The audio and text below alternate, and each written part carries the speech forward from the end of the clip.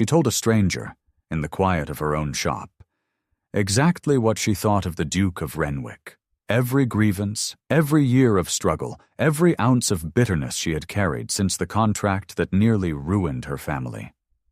She did not know she was looking him directly in the eye as she said it, and when the truth finally surfaced weeks later, it would not be his title that broke something in her. It would be the silence he kept while she handed him her whole unguarded heart, thinking no one who mattered was listening at all. This is the story of a man who entered her shop without his name, and what she told him about the Duke that left him utterly silent. Before we continue,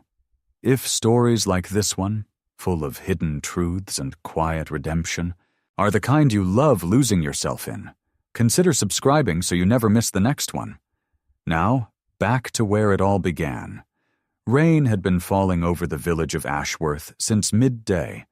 the kind of steady gray rain that turned cobblestones dark and sent every sensible person indoors well before the dinner hour. The bell above the small shop door rang once, sharply, as a man pushed through it without ceremony, water running from the brim of his plain wool hat and the shoulders of a coat that had clearly seen better winters. He paused just inside the threshold, taking in the narrow room lined with bolts of fabric, ribbon spools, and the particular hush that belonged to places where careful work was done by hand. He had not meant to come this far into the village, nor had he meant to be caught without his carriage on a day when the sky had turned against him so completely. But here he was, dripping onto a floor that someone clearly scrubbed with pride, and there was no undoing it now. He removed his hat and held it against his chest. An old habit that had nothing to do with rank, and everything to do with manners learned before he had any rank to forget them for. A woman emerged from behind a curtained doorway at the back of the shop, wiping her hands on an apron dusted with thread and chalk, and looked at him with the brisk, unbothered assessment of someone who had seen 100 strangers seek shelter from 100 storms. She did not curtsy. She did not falter. She simply asked, in a voice both steady and faintly amused, whether he intended to drip on her ribbons or step further inside where the floor could survive him. Her name, she told him plainly enough, was Wilhelmina Ashcombe, and the shop had been her father's before it was hers. A fact she offered not with pride or apology, but simply as information, the way one might mention the weather. She gestured him toward a low bench near the window, away from the worst of the draft, and returned to the work table where a half-finished bonnet sat pinned to its block, waiting for her attention. Tobias had grown accustomed, over many years, to a particular kind of looking.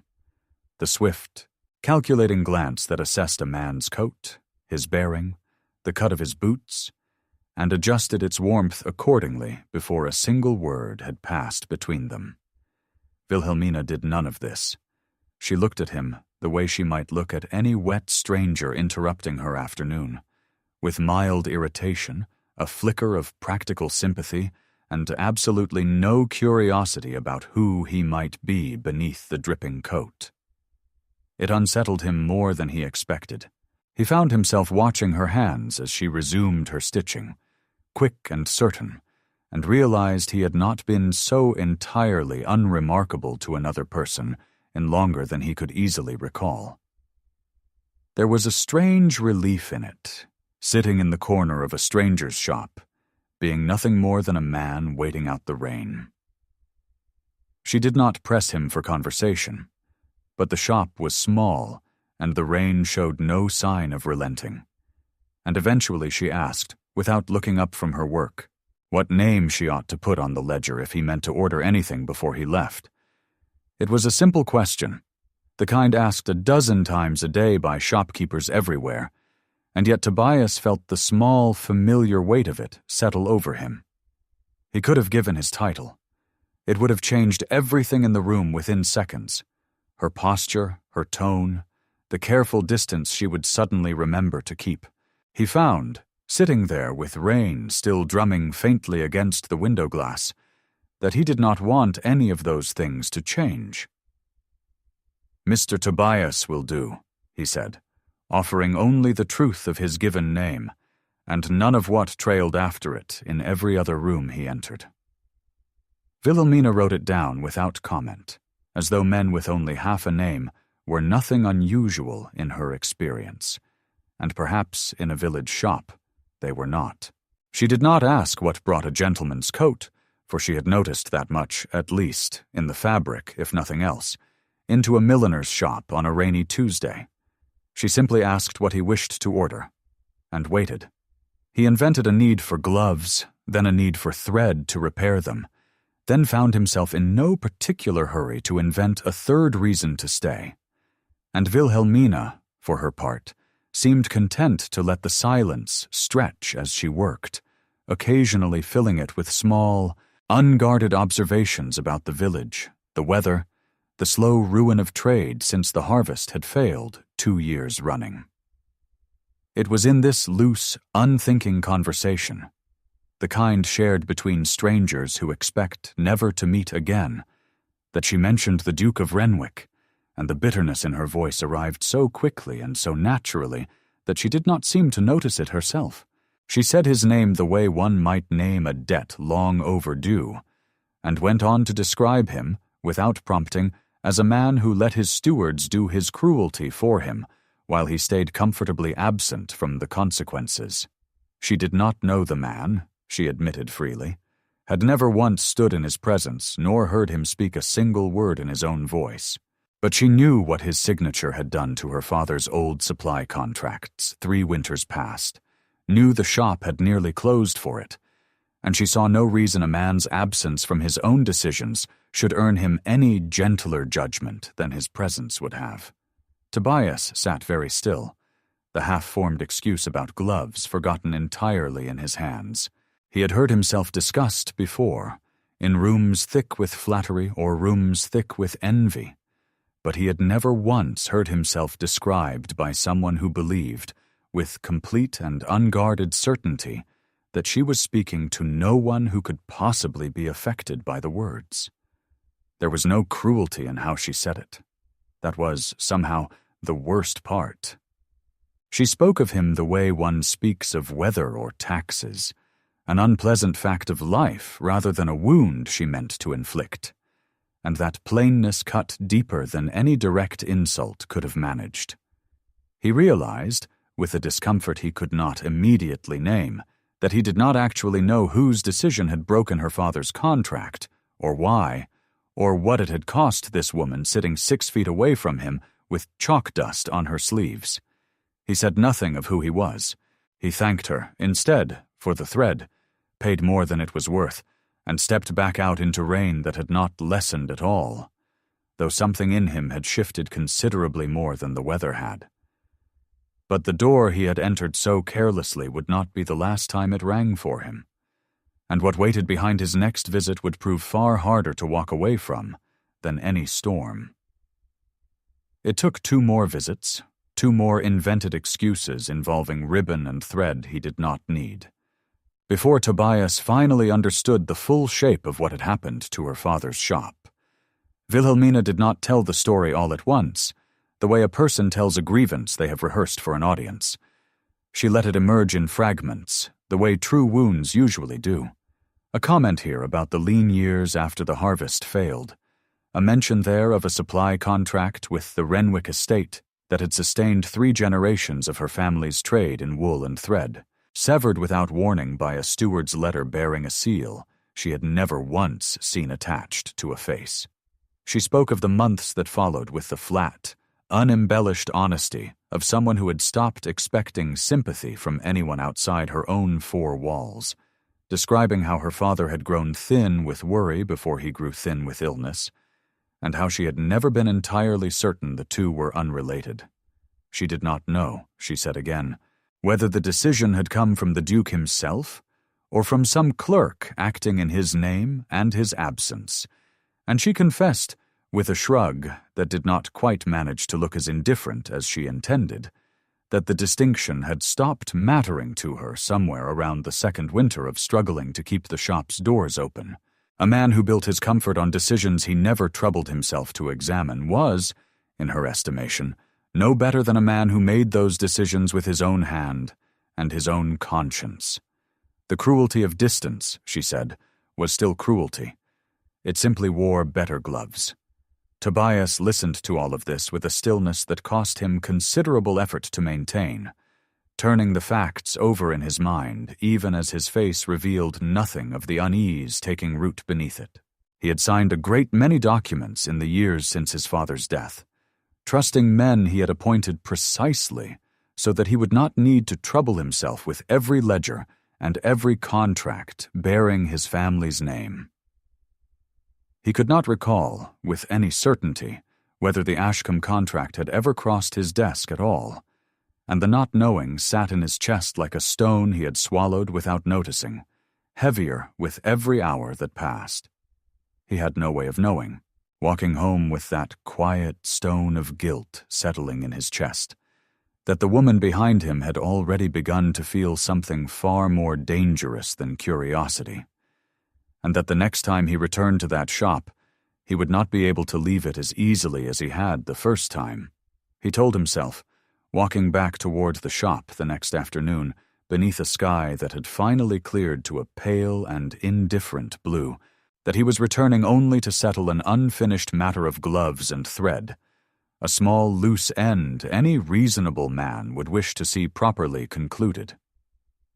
It was not, he insisted to himself, with the particular firmness of a man arguing against his own better judgment, anything more complicated than that. The excuse held for almost the entire walk, and then dissolved entirely the moment the shop bell rang above his head, and Wilhelmina looked up from her work with an expression that was not quite surprise and not quite welcome, but something unguarded and honest that sat somewhere between the two. She did not ask why he had come again so soon, though he could see the question form behind her eyes before she set it aside in favor of practicality, gesturing him toward the same low bench by the window, as though he had already earned a customary place in her small domain. He sat and found himself, for the second time in as many days, with no genuine errand to occupy his hands or his excuse, and discovered that he did not particularly mind the absence of one. The shop smelled of chalk and lavender water, and the particular warmth of a small stove, working hard against a chill that had not fully left the air, and he found the smell more comforting than anything in his own considerably larger and considerably colder house. They spoke, this time, of smaller things, the price of good wool thread, a customer who had returned a bonnet 3 times over a ribbon's shade of blue,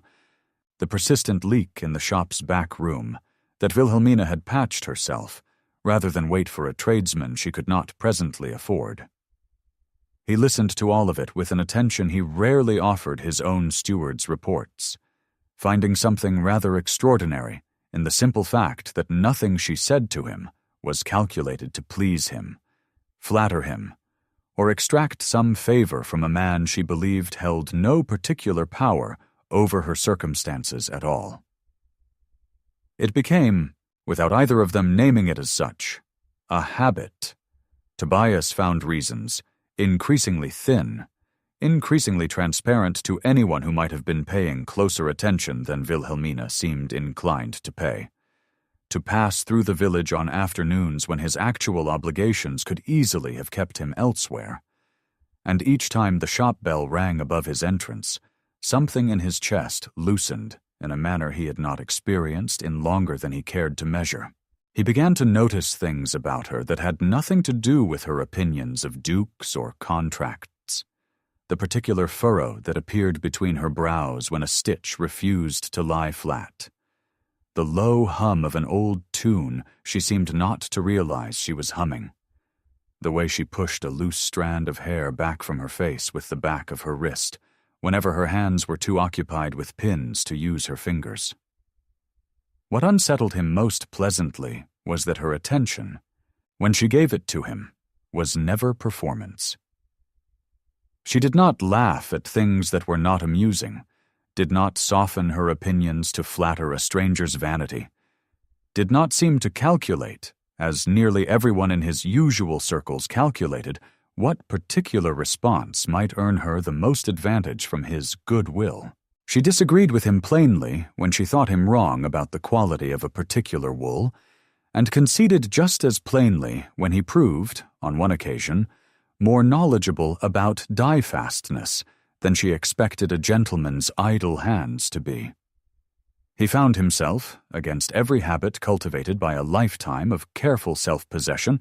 looking forward to these afternoons with an eagerness he would have found faintly embarrassing had anyone else witnessed it. It was not, he told himself with diminishing conviction, anything so foolish as courtship, only the rare and curious pleasure of being treated as an ordinary man by someone who had no earthly reason to treat him as anything else.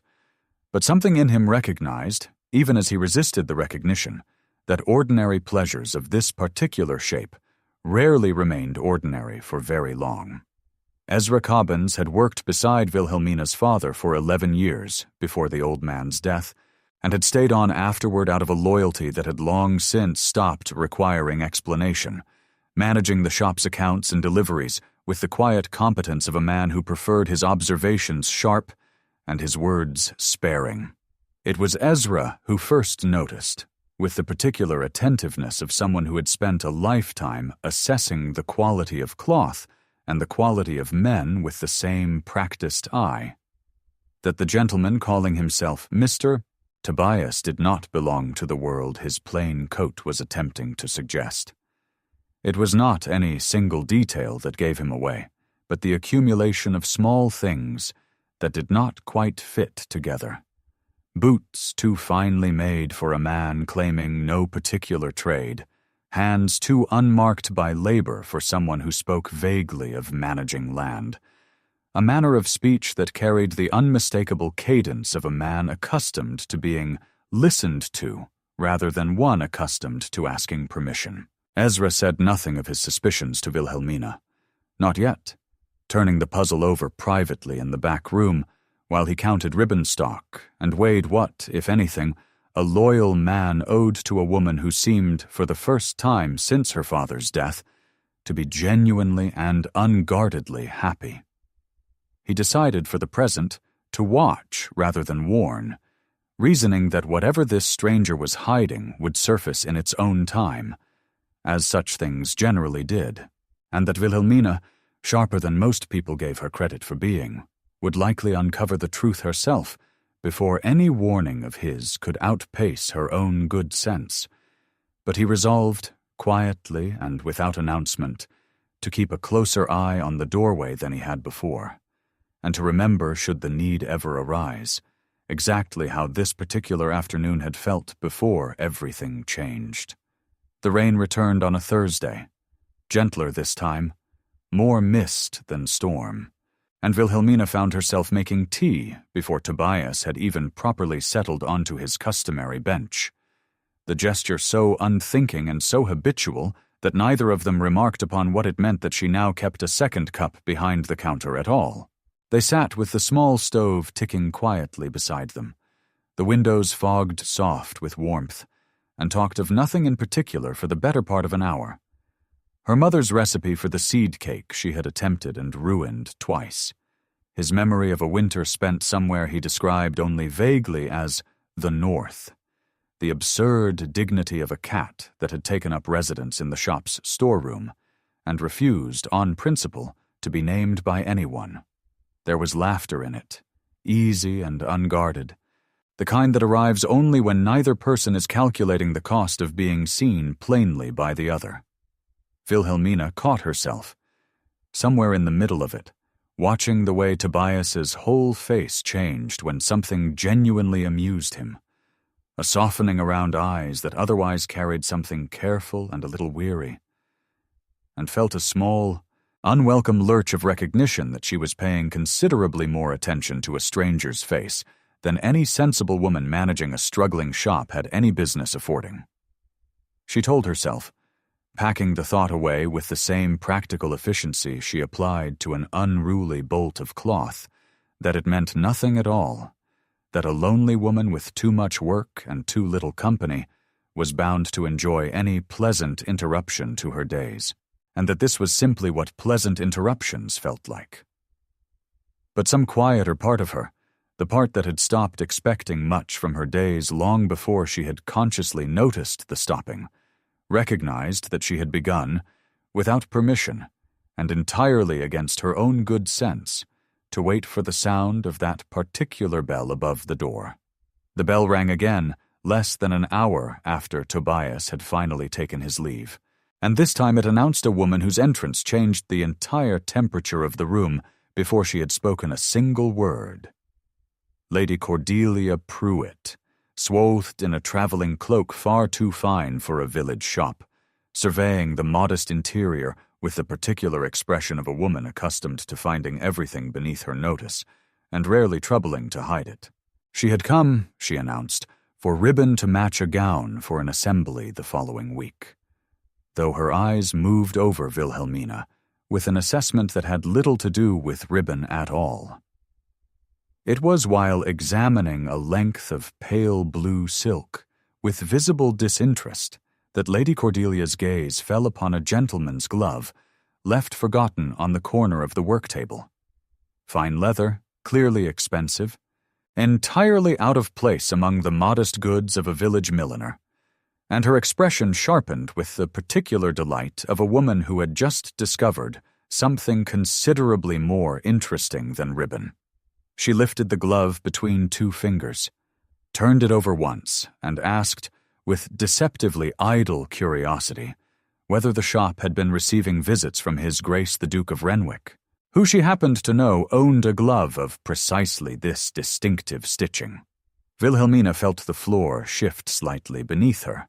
though her face, through years of practiced composure, betrayed nothing of the sudden cold dropping through her chest. She had never heard the name Renwick spoken in connection with the quiet, unremarkable Mr. Tobias who drank her tea and admired her thread, and for one suspended moment she told herself, with the desperate logic of someone unwilling to examine an unbearable possibility too closely, that the glove must belong to some other man entirely, even as some quieter, more honest part of her had already begun, with mounting dread, to understand exactly what it meant. Wilhelmina did not yet say the name aloud, not even to herself, but somewhere beneath the careful composure she held on to for the rest of that afternoon, a quiet, frightened certainty had already begun to take root, and it would not let her rest again until she heard the truth from his own mouth. Lady Cordelia did not wait for an answer before supplying her own, turning the glove over once more with theatrical interest, and remarking, to no one in particular, that it would be quite the scandal indeed if a duke had taken to visiting village shops under some borrowed name, playing at being ordinary the way certain gentlemen occasionally amused themselves before growing bored of the game and returning to their proper lives. She said it lightly, as gossip, as a passing amusement rather than an accusation, but her eyes lingered on Wilhelmina's face with the patient attentiveness of a woman who had built an entire social career on noticing exactly the things other people hoped to keep hidden. Wilhelmina recovered her composure with an effort that cost her considerably more than it appeared to cost her, informing Lady Cordelia, in a voice she was relieved to hear come out steady, that the glove must have been left by any number of travelers passing through on their way to the coaching inn down the road, and that she could not begin to guess which one. It was, she told herself, not entirely a lie. She genuinely did not know, not with certainty, though the certainty was assembling itself in her chest with a speed she did not yet want to acknowledge. Lady Cordelia accepted the explanation with a thin, knowing smile that suggested she believed none of it, purchased her ribbon, and departed with the particular satisfaction of a woman who intended to repeat an interesting story to several people before the day was finished. Tobias returned an hour later to retrieve the glove, having realized halfway down the village road that he had left it behind, and found Wilhelmina considerably quieter than he had left her, her hands moving through her work with a careful, deliberate steadiness that told him something had shifted in his absence. She handed him the glove without explanation, and without meeting his eyes for longer than necessary,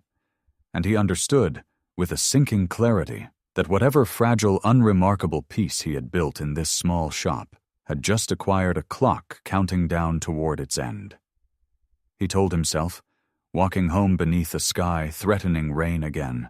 that he would correct the deception soon, that he owed Wilhelmina the truth and intended to deliver it properly, with care, at a moment chosen rather than forced upon him by Lady Cordelia's idle gossip or some other accident of circumstance.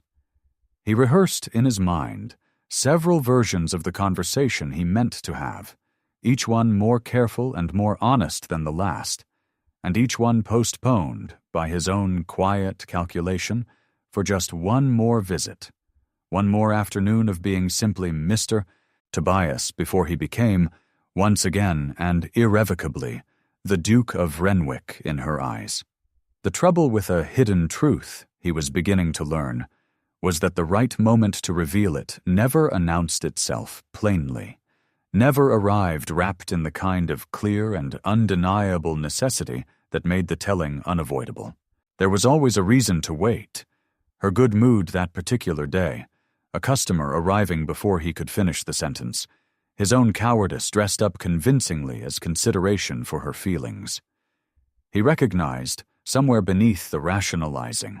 that he was not protecting her from the truth so much as protecting himself from watching her face change the moment she learned it, and the recognition did not stop him from continuing to wait regardless.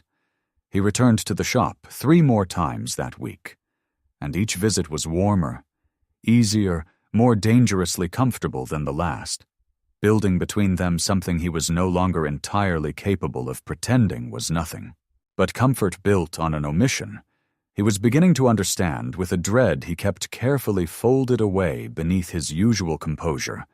was a debt that accrued interest with every passing day it remained unpaid, and debts of that particular kind rarely allowed the debtor to choose the hour of their calling. She admitted it to herself first in the smallest possible way, alone in the back room one evening after he had gone, discovering that she had arranged 2 cups for tea before remembering, with an odd little jolt, that no one else was coming that night. She sat with the unused cup for a long moment, turning the small domestic absurdity over in her mind, and recognized, with the particular clarity that arrives only when a person finally stops actively avoiding a truth, that she had not simply grown accustomed to his visits. She had begun, against every sensible instinct she possessed, to organize her days around the possibility of them. It frightened her more than she expected. This quiet, unauthorized affection taking root in a heart she had spent years training to expect very little from the world. She had watched her father work himself thin, trying to keep the shop alive, had buried him without ever once having the luxury of softness in her circumstances, and had built her entire adult life on the practical understanding that hoping for things rarely improved one's chances of receiving them. A nameless man with fine boots and gentle attention was not, by any reasonable measure, a circumstance she had budgeted room for. And yet here she was, refilling a kettle for a man whose surname she did not know, whose life beyond this small shop remained almost entirely unmapped to her, finding herself unable to summon the caution that every practical instinct she possessed insisted she ought to be exercising. She told herself it was only loneliness, only the natural pull toward kindness after years without much of it. And she nearly believed herself, right up until the moment she heard the bell above the door and felt her whole chest lift before she had even turned to see who had entered. The story Lady Cordelia had carried out of the shop traveled, as such stories always do, considerably faster and considerably further than the truth it had been built upon, gathering embellishment with every retelling until it arrived back at Wilhelmina's own counter, wearing a shape she barely recognized. It was Mrs. Pell, the baker's wife, who delivered it over a purchase of black thread, leaning conspiratorially close to share the delicious rumor sweeping the village that the Duke of Renwick himself had taken to visiting a certain shop under a false name, courting of all unlikely women, a milliner with no fortune and no family name worth mentioning, apparently amusing himself at her expense before some grander match claimed him properly. Wilhelmina laughed along with the appropriate disbelief, called it absurd, called it exactly the kind of nonsense villages invented when they had too little real entertainment to occupy them, and felt something cold and slow uncoiling in her stomach the entire time she said it. She did not, could not allow herself to connect the rumor's nameless duke with her own quiet, gentle master, Tobias, even as some treacherous corner of her mind had already begun assembling the pieces, the fine glove, the unmarked hands, the unmistakable cadence of command beneath his careful ordinary speech, into a shape she was not yet brave enough to look at directly. She told herself, scrubbing the counter with considerably more force than the task required, that she would simply ask him outright the next time he came, and settle the matter plainly, rather than let it fester into something larger than the truth deserved. She did not yet understand that the asking, when it finally came, would not feel plain at all, that some questions, once spoken aloud, could not be unasked, and that the answer she was bracing herself to receive would arrive exactly as devastating as the quiet voice in her chest had already warned her it would be. He came again on a clear evening, the kind of soft gold light that made the shop's modest interior look almost gentle, and Wilhelmina, who had rehearsed the question a dozen different ways throughout the day, found that none of her rehearsed versions survived the simple act of looking at his face across the work table. She asked it plainly instead, without preamble, setting down the pins in her hand, so that nothing in her fingers could betray how much the asking cost her. Did he, by any chance, know the Duke of Renwick, know him personally, well enough to say whether the rumors circling the village held any truth at all?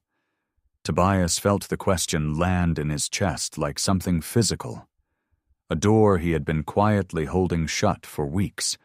finally giving way beneath pressure he could no longer manage. He looked at her, at the careful, deliberate steadiness she was using to disguise how much the question mattered to her, the same steadiness he had come to recognize as the particular shape her fear took whenever she felt most exposed, and understood that he had arrived finally and inescapably at the moment he had spent every visit since Lady Cordelia's gossip postponing. He opened his mouth to answer, and for one terrible, suspended second, considered reaching for some final evasion, some clever half-truth that might buy him one more week of being only Mr. Tobias in her eyes. But he looked at her face, open and frightened, and already half suspecting an answer she had not yet allowed herself to fully believe, and understood that whatever came next would determine, far more permanently than any glove or any rumor, whether he had spent these weeks building something real or simply borrowing a kindness he had never been entitled to receive under false pretenses. Whatever he chose to say in the next breath would either confirm the quiet dread she had been carrying for days, or prove that some part of her instinct had been wrong all along. Neither one of them yet understood that the answer, once spoken, could never again be unheard. The silence stretched long enough that Wilhelmina's hands, still resting on the work table, had begun to tremble slightly before he finally spoke. And when the words came, they arrived without the careful softening he had rehearsed in a dozen imagined versions of this conversation, stripped instead to the plain and unavoidable truth he had been postponing for weeks. "I am the Duke of Renwick," he said, And the sentence landed in the small shop with a weight that seemed to displace the very air between them. 4 words undoing every careful, ordinary afternoon he had spent learning the particular rhythm of her laughter and the exact furrow her brow made when a stitch refused to lie flat. He continued before she could speak, the explanation tumbling out of him with none of the polish he usually commanded in rooms full of people who expected eloquence from him. That he had entered the shop that first rainy afternoon meaning nothing more than shelter, that the omission of his name had begun as nothing more than the simple, selfish relief of being treated as an ordinary man, that he had told himself a dozen times he would correct it, and had failed every time because he had grown to value what she gave him too much to risk losing it the moment she learned who he truly was. He told her, too, that he had not known of her father's broken contract, that he intended to learn the full truth of it and set it right, regardless of what she now thought of him, regardless of whether she ever spoke to him again. Wilhelmina said nothing for a long moment, and the nothing she said was somehow louder than any accusation could have been. She simply looked at him, at the man whose hands she had watched lift a teacup a dozen times, whose laughter she had memorized without meaning to, whose absence she had begun, against every instinct she possessed, to dread, and felt the entire foundation of the last several weeks shift beneath her like a floor she had trusted that had never, in fact, been solid ground at all. It was not the title itself that struck her hardest, though the title was considerable enough. It was the precise, unbearable memory of every word she had spoken about the Duke of Renwick in his presence, every bitter, unguarded sentence about absent men hiding behind stewards and consequences they never troubled themselves to witness, delivered directly to the very man she had been describing, while he sat across from her sipping tea and saying nothing at all to correct her. She had handed him, unknowingly, the most honest and unguarded version of herself she had offered anyone since her father's death, and he had received it in silence, watching her expose her own grief and anger without once telling her that she was confessing it to its cause. It did not matter, in that moment, that she had once admitted she could not be certain whether the cruelty had been his own or merely carried out in his name. What mattered was that she had spoken every uncertainty aloud in his presence, weighed his character out loud as though he were a stranger she would never need to answer to, and he had let her do it without once setting down the truth between them. "You let me say all of it," she said quietly, and there was no theater in the quiet, only the flat, exhausted register of someone arriving at a betrayal too large to perform anger about properly. "You sat there. You let me tell you what I thought of you, and you said nothing. And I thought—" She stopped, unwilling to finish the sentence, unwilling to hand him the additional cruelty of hearing exactly how much she had allowed herself to hope for in those quiet afternoons. How thoroughly she had begun rearranging her guarded heart around a man who had been lying to her from the very first ring of the shop bell. Tobias did not attempt to defend the silence, recognizing, perhaps for the first time with full clarity, that there was no version of his explanation that did not amount to a confession of cowardice dressed up as restraint. He had told himself he was protecting her from an awkward truth, when in fact he had simply been protecting himself from watching exactly this moment unfold. And now that it had unfolded regardless, he understood that no apology he could offer would undo the particular violation of having listened to her grief while wearing it as a disguise. She asked him to leave, and when he returned the following day, and the day after that, she did not open the shop door to him at all, though Ezra Cobbins informed him each time, with the careful, unflinching honesty of a man who had nothing left to lose by speaking plainly to a duke, that Miss Ashcombe had no wish to receive him and saw no reason that wish should require further explanation. Tobias stood outside the shuttered shop window on the third occasion, looking through glass at a room he had come to think of, foolishly and prematurely, as something almost like a home, and understood for the first time in his entire life what it meant to be refused by someone who had absolutely nothing to gain by refusing him, and absolutely nothing to fear by doing so. Every other rejection he had encountered in his life had carried, somewhere beneath its surface, a negotiation, a door left open a crack, a refusal calibrated to extract some better offer, some grander concession. Wilhelmina's silence carried none of that calculation. She did not want anything from him. She did not want his title, his fortune, his influence, or any correction he might offer to soften the betrayal. She wanted, simply and completely, to never again be deceived by a man who had let her speak her grief into a void that turned out, all along, to have a face and a name and a reason to have spoken sooner. He understood, standing in the cooling evening air outside a door that would not open for him, that nothing he could say through that locked door would repair what his silence had already broken, and that any attempt to argue his way back into her good opinion would only confirm everything she now believed about men who expected forgiveness simply because they finally decided to ask for it. Whatever came next, he recognized with a clarity that felt almost like grief, would have to be earned through something considerably more substantial than words spoken at a closed door. He did not return to the shop for nearly 3 weeks, and in that silence, Wilhelmina assumed, with a bitterness she tried and largely failed to disguise from herself, that the Duke of Renwick had simply grown tired of his amusement and returned, as Lady Cordelia had predicted from the very beginning, to whatever grander life waited for men of his rank once the novelty of ordinary company wore thin. What she did not know, what she could not have known from behind her shuttered counter, was that Tobias had spent those 3 weeks doing nothing else but undoing, piece by careful piece, the very injustice that had first taught her to despise him. He found the original Ashcombe contract buried in his estate's old records, confirmed that it had indeed been severed by a steward's decision made in his name, but never once brought to his attention, and dismissed the steward not as a gesture of performance, but as a matter of overdue accountability. He restored the contract in full, backdated the restitution to cover every lean year the shop had endured,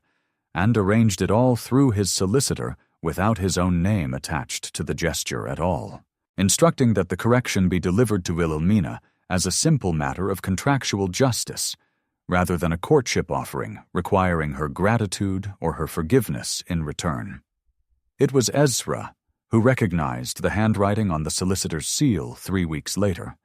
and who told Wilhelmina, quietly and without embellishment, exactly whose quiet insistence had likely set the correction in motion, though the documents themselves named no one. Wilhelmina sat with the restored contract for a long while that evening, turning over the particular shape of an apology that had asked for nothing in return, that had not even asked to be witnessed,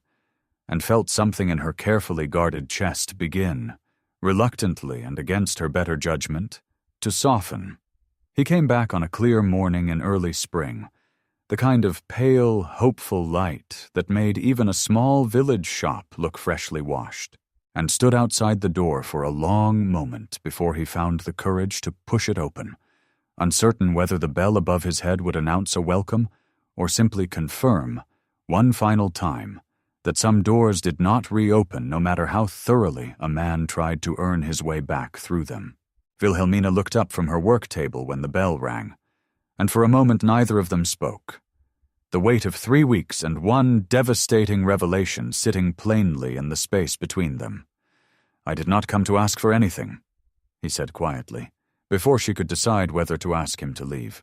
"I came because the contract was never mine to use as a way of earning your forgiveness, and I would rather you knew that plainly than wonder if I expected gratitude in exchange for simple justice." Wilhelmina studied him for a long moment, searching his face for the calculation she had once believed she'd find there. and found instead the same unguarded steadiness she had grown to trust before she had known enough to be wary of it. A man standing in her doorway with nothing to offer but the plain, unflattering truth of his own failure, and the quiet hope that honesty, offered late but offered completely, might still be worth something. She did not forgive him in that moment, not entirely,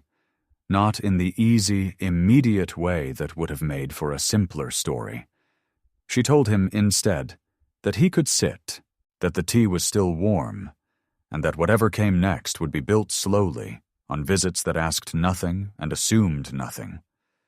The same way the first fragile weeks between them had been built before either of them had known the cost of what they were building. She noticed, as he settled onto the bench, that he had left his gloves at home this time,